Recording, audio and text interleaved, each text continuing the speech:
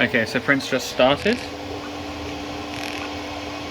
Doing a benchy. Hopefully this sorts itself out. Hang on. So I got a camera issue. There we go. So I've got all of the movement speeds to be 500 millimeters per second, and then all of the acceleration is set to 20,000 millimeters per second acceleration. And hopefully I've just put it in front of the auxiliary fan to maybe get a better print quality. I've got the Z hop to be slope rather than spiral. Spiral was a bit slower, I thought. For context, we can check the start time here. There we go. There's the print. There's the speed settings all the way down.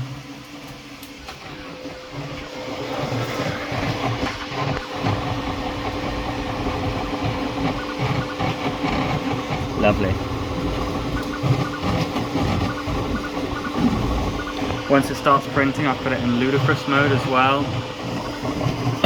I think I'm at the hard limit of what the actual hardware is capable of and what it lets me actually print. If I'm truthful, I think I can see under extrusion there.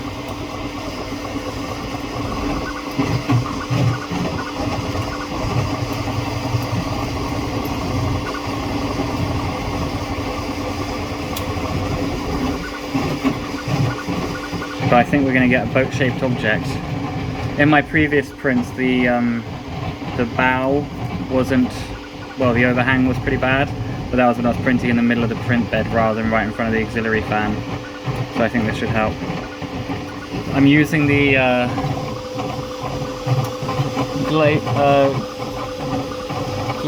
CryoPro Glacier print bed, and honestly that's 30 quid and it's worth every penny. Best upgrade I've ever done on it. I've got the Slice Engineering hotend with a CHT 0.6 nozzle. Printing non-dried filament is cheap, random stuff. It's nothing super special.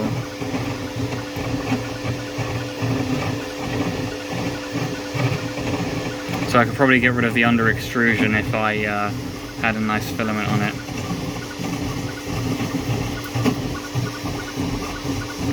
You can see I've got the cooling vent open at the top as well. I've got a little screw cap there for it. So far we're at 3 minutes approaching.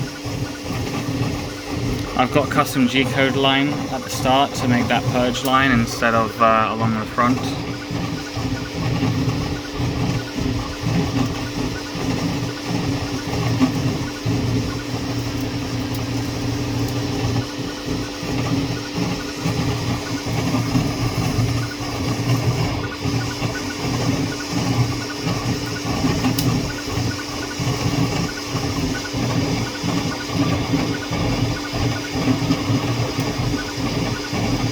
I've got it so it does a 1mm Z-hop. I find this really helps with preventing the print and printer head from getting knocked off.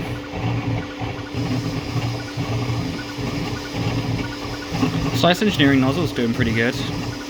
Although truthfully I never played about with the max flow rates with the stock hot end, but I think now I've got the CHT nozzle, it'll be pretty good. I've also got a tungsten carbide nozzle, so I might try that, but I suspect it'll actually be a bit slower than the CHT. You can see the filament spool. There you go, it moves fairly quickly.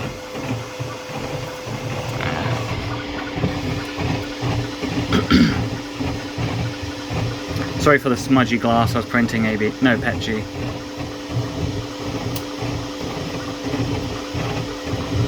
The first ever benchy I did in 2019 took 50 minutes. We're approaching 5. Yeah.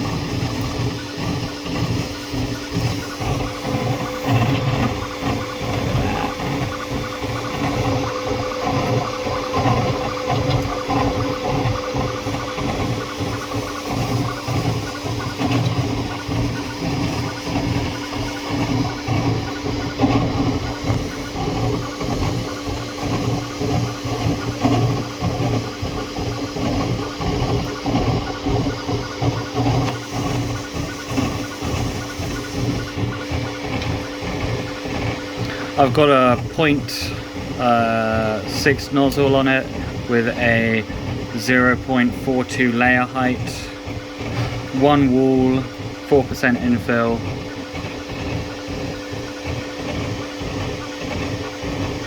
And all the speeds are turned to the max. Truthfully, I think you can run these machines just at their max specified settings. Like, they're advertised to be able to print at 500 millimeters per second with 20,000 millimeters per second acceleration.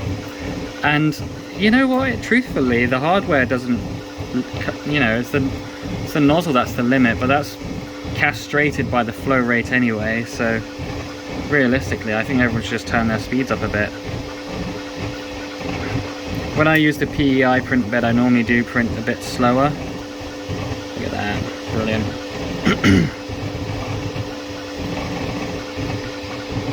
The Slice Engineering nozzle requires a bit less retract. You can see that there. I turned the wipe distance up to 3 mil instead, hoping to reduce it. Whoa, that was cool.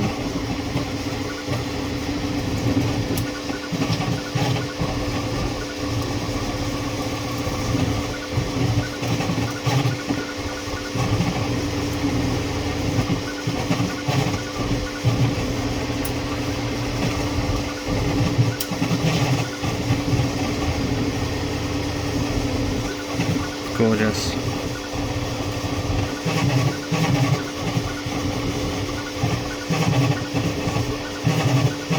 Here we go.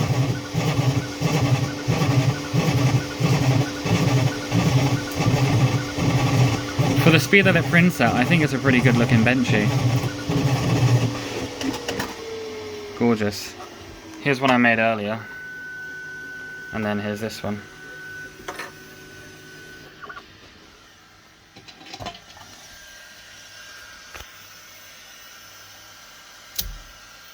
Still gooey. Very nice. Brilliant. World record.